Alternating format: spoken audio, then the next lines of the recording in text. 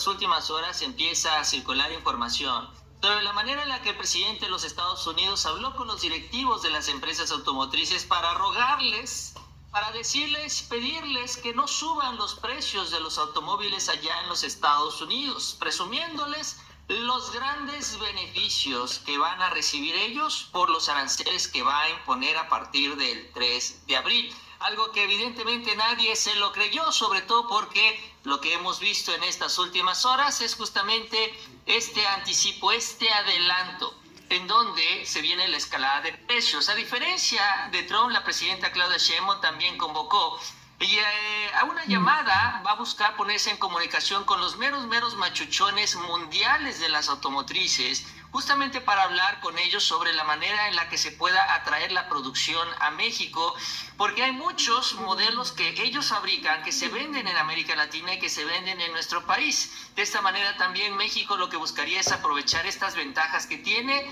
no solo para el consumo interno, sino para la exportación. En este sentido, el día de hoy llegó un gigantesco buque a las costas de Oaxaca para utilizar el tren transísmico, un barco lleno de 1,000 vehículos desde Corea del Sur que se fueron cargados a este tren para ser trasladados también hacia los Estados Unidos. Mucha actividad previo a los aranceles de Donald Trump, y en el escenario político la creación de nuevos bloques económicos con los cuales podrá negociar y comerciar México, y otros no tan nuevos como el caso del BRICS, en donde China le da las vueltas a las sanciones estadounidenses y empieza a comprar más petróleo de Venezuela, dicen, utilizando barcos fantasmas. De esto vamos a hablar, y también la arrastrada que le pusieron a Marco Rubio con un tema muy importante. ¿Se acuerdan del tema de los médicos cubanos? Marco Rubio está en contra de esto en América Latina. Hoy llegó a Jamaica, llegó a Jamaica a criticar que ya están contratando a médicos cubanos porque supuestamente los están explotando los cubanos y los jamaicanos. Y que es algo que sucede también en México, porque aquí también tenemos méxicos cubanos, y le dieron una respuesta que le callaron la boca al secretario de Estado. Pero vamos a iniciar mucha información y arrancamos con la presidenta Claudia Sheinbaum, en donde, ella anuncia una conversación que va a buscar tener con los principales directivos de las automotrices a nivel mundial, incluso aprovechando también condiciones como en el caso de Nissan, en donde recientemente un mexicano se convirtió en el mero machuchón de esta empresa. Sí, a nivel mundial, Nissan es manejada por un mexicano. Supongo que ya sabe hablar muy bien japonés, y esto es lo que mencionó la presidenta. Vamos a reunir con las industrias automotrices. Me quiero reunir con lo que llaman el CEO global. O sea, no solo con la representación de la automotriz en México, sino con el de Ford, el de General Motors, el de Stellantis, que son empresas que tienen capital estadounidense principalmente, pero también con Nissan, que por cierto ahora es dirigido por un mexicano, a nivel global, con Hyundai, con todas las empresas automotrices, pues para ver primero cómo les afecta, ¿no? Y cómo promovemos el mercado interno. Miren, les platico algunas cosas. Por ejemplo, hay vehículos compactos. En México se venden en Estados Unidos se venden muchas camionetas, es lo principal. En México se venden camionetas cada vez más, las que en inglés le llaman SUV, pero se vende mucho auto compacto, pues por el poder adquisitivo que tenemos los mexicanos. Entonces, resulta que hay autos compactos que solamente se comercializan en México y en América Latina, que se fabrican en China, completos. Es interesante esto porque se habla mucho del mercado estadounidense, que claro es el más importante, pero también hay otros mercados. América Latina en su conjunto también es un mercado muy relevante, y son vehículos que son consumidos en América Latina, y son las opciones que tienen las empresas automotrices, porque no muchas están tan convencidas de invertir en Estados Unidos, porque los costos de producción allá son muy altos y tienen que automatizar mucho sus fábricas, y eso Eso cuesta mucho dinero. Las empresas el día de hoy tuvieron un día de pesadilla, sobre todo las estadounidenses. La peor fue General Motors, que cayó 7.3% tras el anuncio de los aranceles de Trump. De ahí le siguió también Ford, que cayó 3.88%. Y Stellantis, que es la otra estadounidense, no cayó tanto, pero también se vio afectada a 1.25%, Toyota cayó 2.85% y Honda cayó 2.67%. Y la beneficiada es Tesla, que subió 0.39%, porque es la consentida y la papachada. Y bueno, presumen que ellos ensamblan sus vehículos en Estados Unidos y por eso subió el día de hoy. Es la única que subió, pero en general fue desastroso este anuncio. Incluso tuvo que salir el mega asesor de Donald Trump, que es este señor Peter Navarro, en el tema de los aranceles, a presumir que este es el principio de lo bueno que va a llegar a suceder. De entrada, presumiendo que van a recaudar $100,000 billones en estos aranceles a los automóviles, que con esto, dicen, también van a bajar el precio de la gasolina y crearán millones de empleos con altos salarios. Eso es lo que salen a presumir. Y qué bueno que van a darles más ingresos a los estadounidenses porque los precios de los coches van a subir. Incluso la propia Fox News, y miren que Fox News es inclinado hacia ese lado, está entrevistando a los dueños de las agencias, en donde dicen que están preocupados porque nadie va a comprar los vehículos, porque hay algunos incluso que pudieran subir hasta $20,000, diciendo que esto es bastante radical y que ahí se les van a ir quedando en los lotes, ahí se van a quedar las camionetas, sobre todo porque allá compran muchas camionetas, y el problema ahora que tienen es este. El problema es que no se va a mover el producto nuevo y eventualmente lo que crecería sería el mercado de segunda mano, vaya, el de coches usados. Trump está preocupado por esta situación y él sabe que todo se le va a ir enredando. Incluso antes de hacer público este anuncio, fue a rogarles a los directivos de estas automotrices, los mismos con los que va a hablar la presidenta Claudia Sheinbaum, por cierto. ¿Para qué?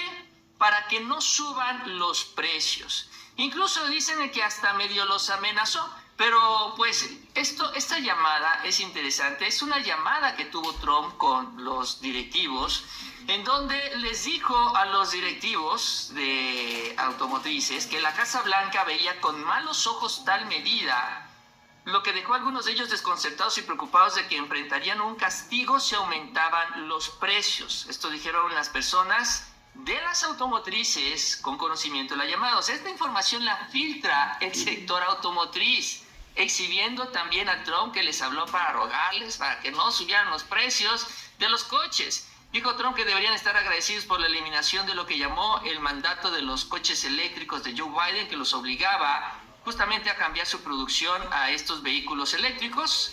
Y los fabricantes de automóviles dicen en Estados Unidos que enfrentan un aumento en los costos debidos a estos aranceles y que evidentemente, bueno, pues no va a ser tan fácil bajar los precios, incluso, o mantenerlos. Incluso si esto se llegara a dar, vamos a suponer que los dueños de las automotrices son muy buena gente, son espléndidos, se le dicen a Trump, tienes toda razón, vamos a dejar de ganar el 50% en cada coche, por citar una cifra nada más.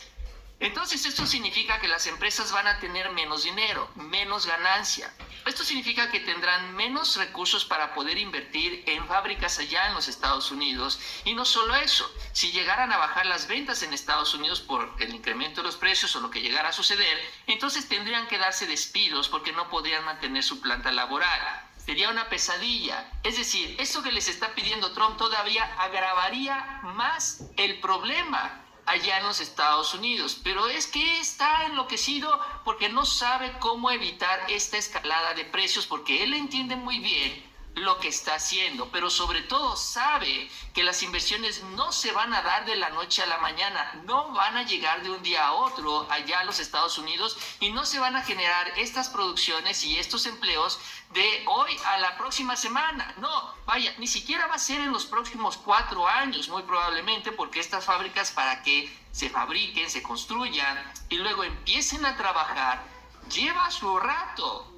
Entonces, no lo va a ver Trump durante su gobierno, y lo que están pensando las automotrices es si vale la pena hacer una inversión tan grande nada más para que en 4 años nuevamente cambie la política económica estadounidense.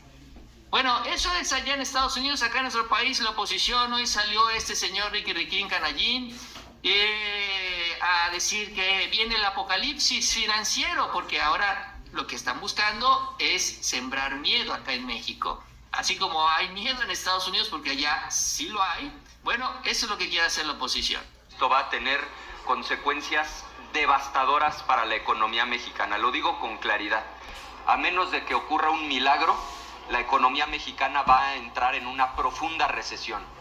Porque como ustedes saben, ya el día de ayer él firmó una orden ejecutiva que establece un arancel del 25% a todos los automóviles y a todas las autopartes por cuanto vea el componente que no está fabricado en Estados Unidos. Es decir, todo lo que no esté fabricado en Estados Unidos, sea un automóvil o sea una autoparte, va a tener 25% de arancel.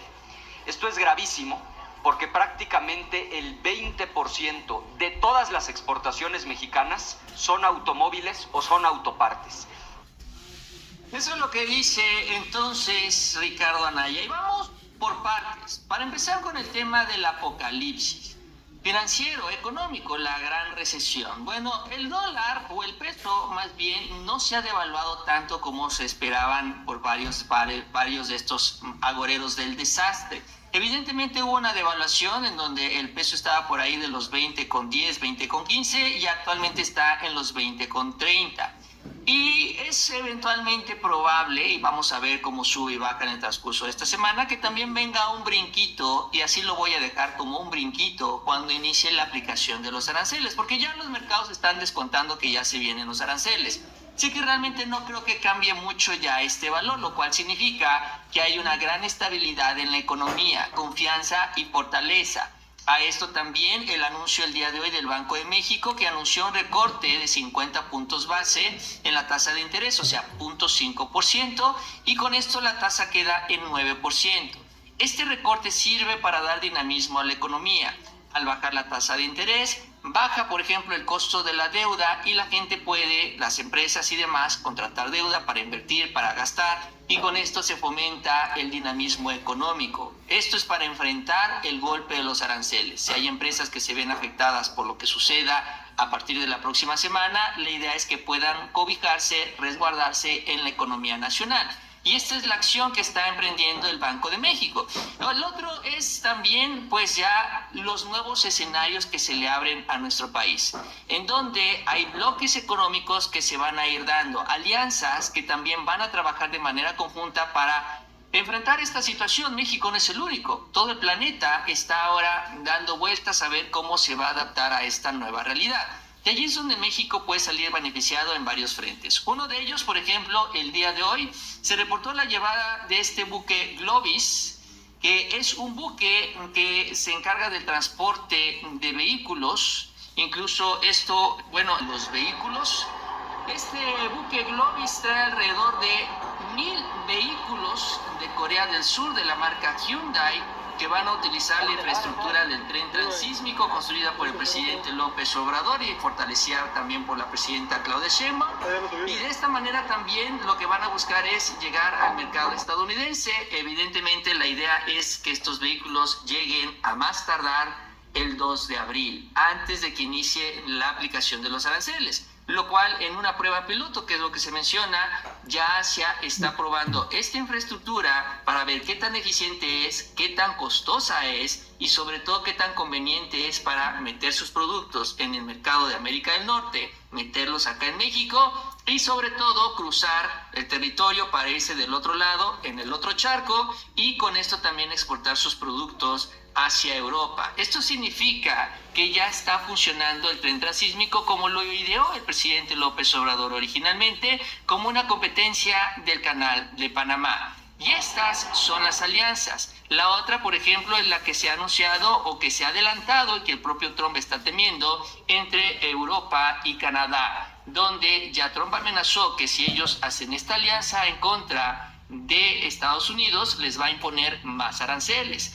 Evidentemente lo que van a buscar en este bloque económico entre Europa y Canadá van a ser más aliados, y ahí es donde México puede abrirse mercados. Otro más, el BRICS. Ahora, el BRICS y con China, que vaya que están dando mucho de qué hablar, porque ya encontraron maneras de darle vuelta a los castigos de... ¿Se acuerdan que surgió el asunto de los aranceles en contra de Venezuela? Y bueno, con estos aranceles, lo que se buscaba es que los países no compren petróleo de Venezuela. Pero China, pues, está comprándole más petróleo a Venezuela.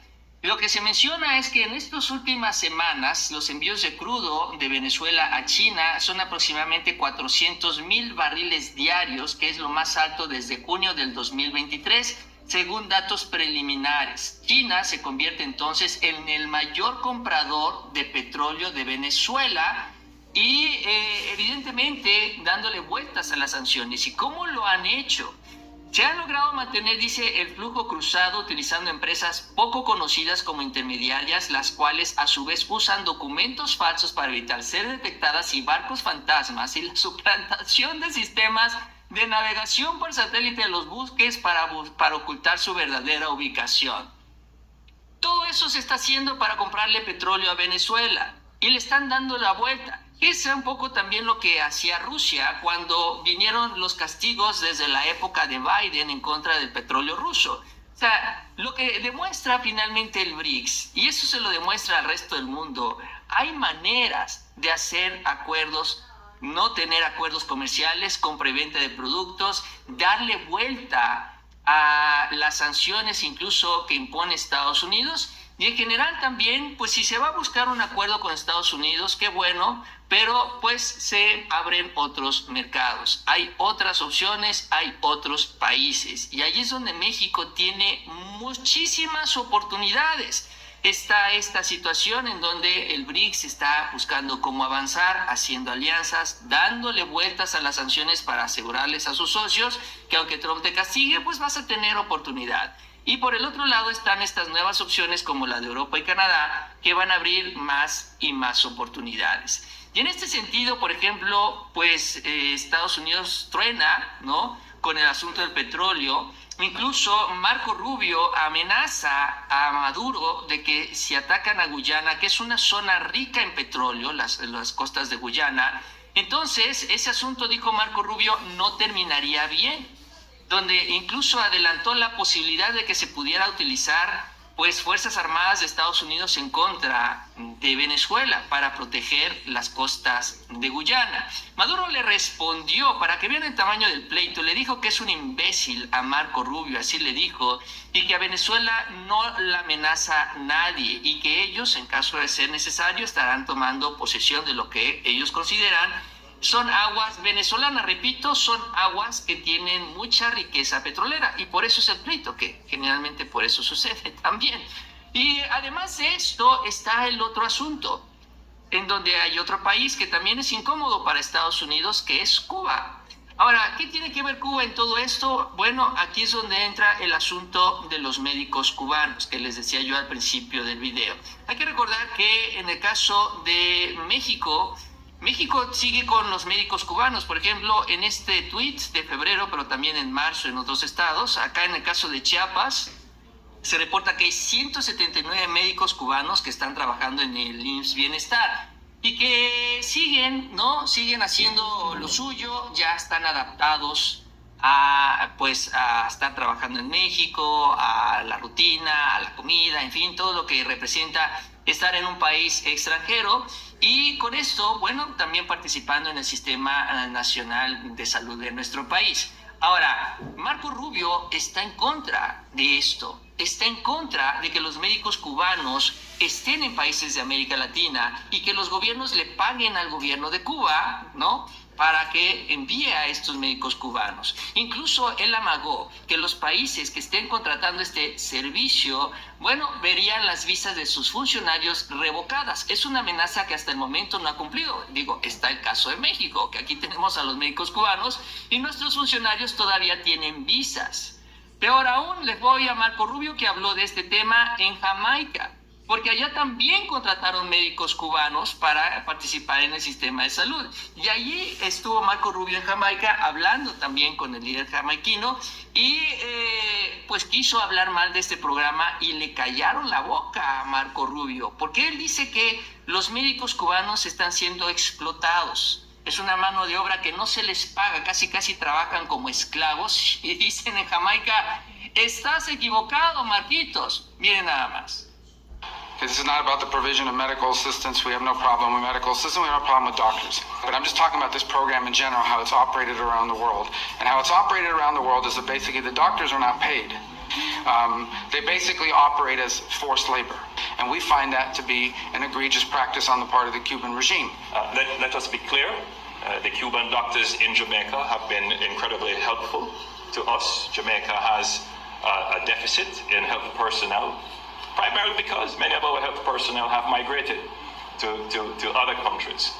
We are, however, very careful not to exploit the Cuban doctors who are here. We ensure that they are treated within our labor laws and benefit like any other worker. So any characterization of the program by others certainly would not be applicable to Jamaica.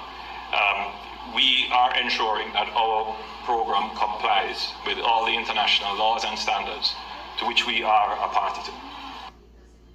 Así que los países empiezan a poner respondones, y miren que Jamaica es un país relativamente pequeño, es una economía también bastante pequeña, depende mucho del turismo estadounidense también, hay grandes hoteles allá en donde llegan los estadounidenses, y ellos marcan su línea también. Ellos le dicen, bueno, Marco, pues tú puedes hablar mal lo que quieras de ese programa, andar diciendo ese tipo de cosas, pero estás completamente equivocado.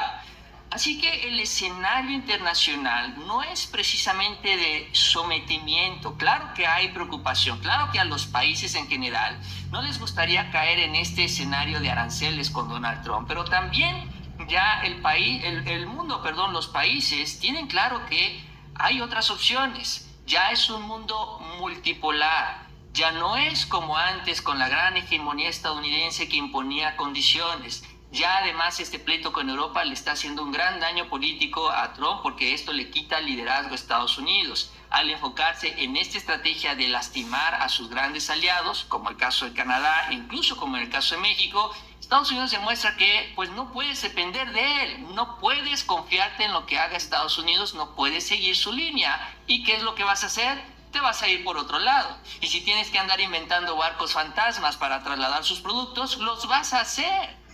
Porque también los países son bien mañosos y encuentran la manera de darle la vuelta a lo que decide imponer Estados Unidos. Y se van a cansar allá en Washington de cuidar a todo el mundo. Ellos solitos no tienen la capacidad de hacerlo. Para eso construyeron grandes alianzas internacionales, para eso